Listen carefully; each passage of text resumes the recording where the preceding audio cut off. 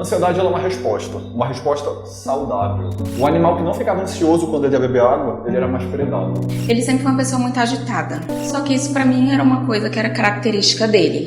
O artista ele tem muito esses picos de felicidade muito intensa e de baixa muito intensa. E só que isso começou a interferir de uma forma negativa e foi quando acendeu a luzinha de que tinha alguma coisa que estava errada.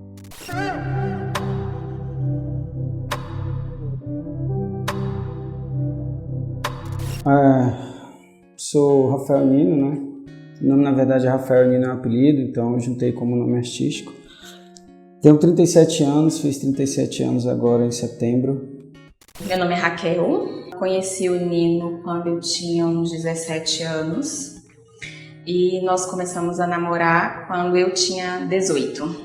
Então nós estamos juntos há 15 anos, casados há 8 anos. Foi mais ou menos, eu acredito que tinha, né? Eu era bem criança, assim, eu participei de algum, sempre a música e a dança me chamava de alguma forma. E aí eu já dancei lambada com a minha irmã quando era pequeno. E aí eu lembro que minha mãe assistia uns filmes de Just Dance, eu não lembro qual era o nome do filme, muito antigo, e eu achei aquilo fantástico. E aí foi quando o Michael Jackson estava vindo com tudo, e o Michael Jackson foi o que ganhou meu coração. E aí, velho, a partir disso eu sempre tive muita vontade. Aí eu consegui participar de um grupo e ter acesso a outras informações com a dança, com esse grupo egípcio, esses meus amigos de lá. E aí pra mim, velho, foi uma coisa que nesses meados aí, né, tipo que eu gostava da dança, fiz várias outras coisas. Quando foi em 98 que eu tive essa oportunidade, eu me afundei mais. Quando eu encontrei a dança foi pra mim algo realmente assim mágicozão, porque ela toca teu coração e você fica encantado. Então ela começou como um hobby, algo que foi maravilhoso. Depois ela se tornou um estilo de vida, né? Desde a forma de se vestir, de andar, de falar e estar na cena toda dançando. E por último ela se tornou minha profissão. Comecei a dançar em 98, com um amigo no trabalho de uma escola, e era um grupo que eu era muito fã, que tinha na Ceilândia. Meados de 2003, onde a gente estava começando a se envolver com muita coisa já. Felizmente, literalmente estava tomando outro rumo. Aí a gente recebeu um convite para dançar na igreja. E aí a gente tinha muito medo de atrapalhar a igreja, porque a gente estava com a vida muito delicada, né? Enfim, a gente participou dessa gravação e lá a gente gostou muito da igreja, do acolhimento da galera. E aí foi uma nova virada, uma nova experiência, né? E a gente colocou esse grupo lá na igreja, que foi um período muito bom. Em 2012, mais ou menos, foi quanto tempo que eu saí da igreja. Eu saí não da igreja, que eu quis sair, né, e tal. Eu fiquei na igreja 2 anos ainda, que em 2010, na verdade, que eu saí desse grupo. Porque eu passei a não concordar, então tive um momento ruim também na igreja, comecei a ver algumas coisas que já não estavam mais batendo com a minha vida. Então teve o lado bom, o lado ruim, mas fez amadurecer muita coisa. A igreja me ajudou outra perspectiva de vida também, ela começou a me ajustar e me trazer uns caminhos que foi ótimo. Como eu passei essa situação, eu quis criar um grupo com algo que era tipo, eu tinha muito sonho em relação a isso, né? Como a gente tinha algo que era muito marginalizado, não era de profissão, tão longe de profissão, de ser dançarino, professor, eu tinha vários sonhos ainda, né, de provar para as pessoas, já que 1% me salvou, a dança conseguiu me salvar, de certa forma. Eu queria, entre aspas, provar para as pessoas, né, que tinha possibilidade. E é como se as pessoas estivessem tentando matar meus sonhos, né.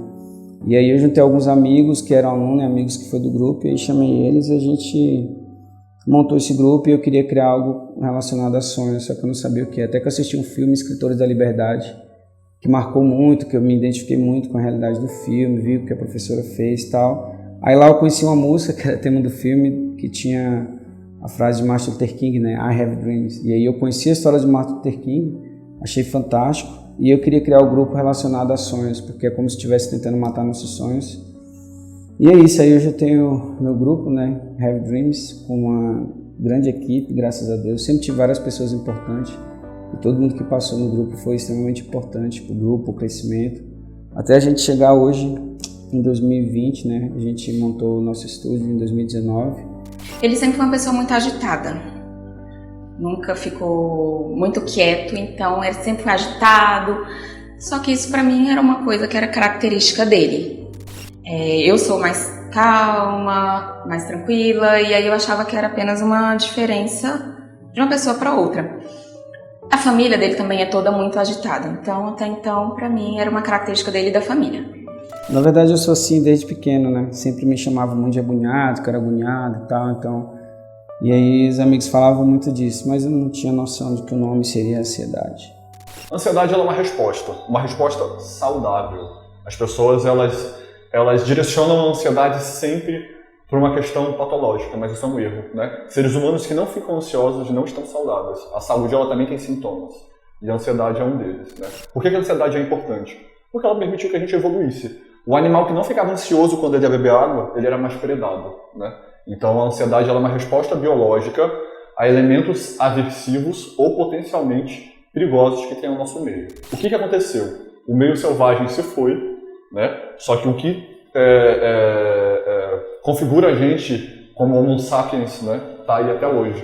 Então a gente lida com os mesmos contextos, né, com as mesmas demandas social, alimentação, todas essas angústias, mas em um contexto completamente diferente. Então quando a gente troca esse contexto, a gente troca esse ambiente, o ser humano tem que levar toda essa energia, né, toda essa carga emocional da ansiedade para algum lugar.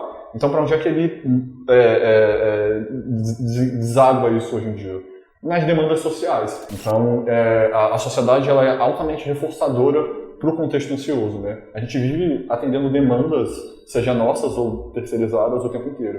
Isso a longo prazo, sem um filtro, sem uma autocrítica, sem uma postura ativa para cuidar disso, provoca patologias, né? Eu acredito que o artista ele tem muito esses picos de felicidade muito intensa e de baixa muito intensa, porque a gente eleva muito literalmente. Por ser artista, você tem algumas coisas que acontecem na sua vida que só quem vive sabe. Então, como a gente tá em palco, essas coisas, ele leva a gente muito além. E eu já estava capengando já durante tempo, inclusive eu comecei a fazer terapia acho que em 2019, lá no meio de 2019, porque é muita pressão, muita coisa que acontece, né? Tipo, eu cuido de pessoas, querendo ou não, eu sou líder, né? E não sou perfeito. Procuro fazer minha parte da melhor forma possível, mas a pressão que você tem das pessoas que estão com você, o seu trabalho que você vai à parte, a sua família e tal. E quando aconteceu o lance da ansiedade, mesmo assim eu já tive algumas coisas, mas nunca foi tão forte. Foi em julho comecei a ter algumas coisas de parar do nada e ficar chorando, e eu tentei ao máximo sempre ficar escondendo da minha esposa, né, Raquel? E aí algumas coisas disso aconteceu. E em vários momentos eu estava assim, até um ponto que eu não consegui mais disfarçar.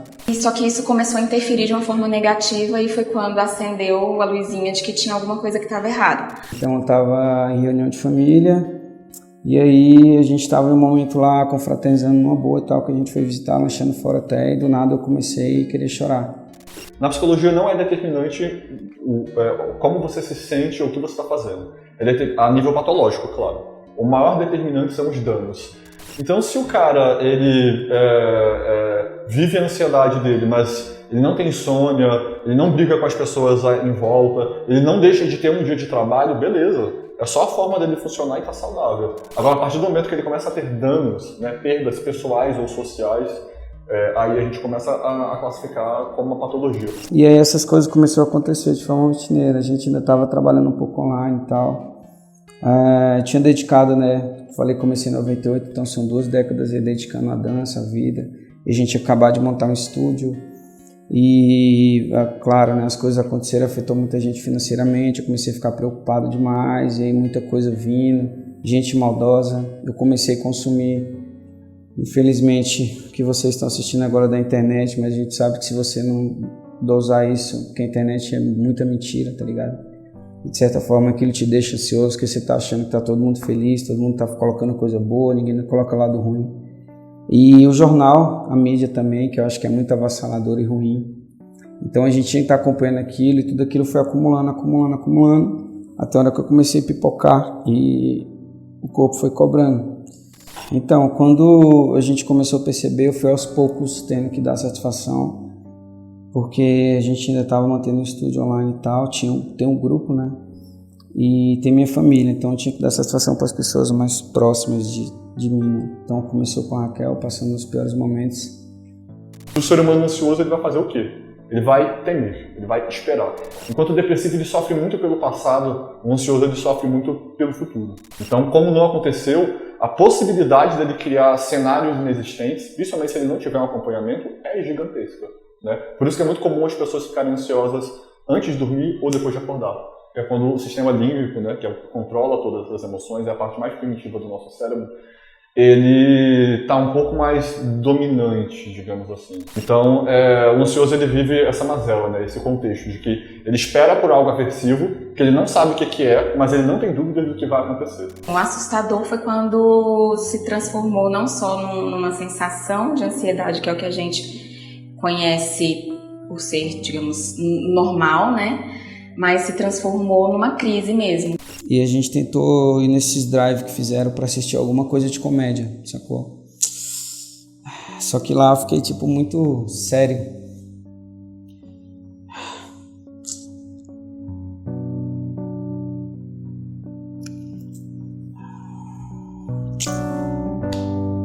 Tá, calma. Pera, rapidão. Então, teve aí um dia que a gente saiu e eu não sentia, tipo, não tinha mais sentimento por nada, sacou? Não conseguia ficar rindo e tal. Aí eu cheguei em casa só arrumar o tristão, fiquei na minha, quieto. Aí a Raquel deitou na cama e ficou chorando. Que merda.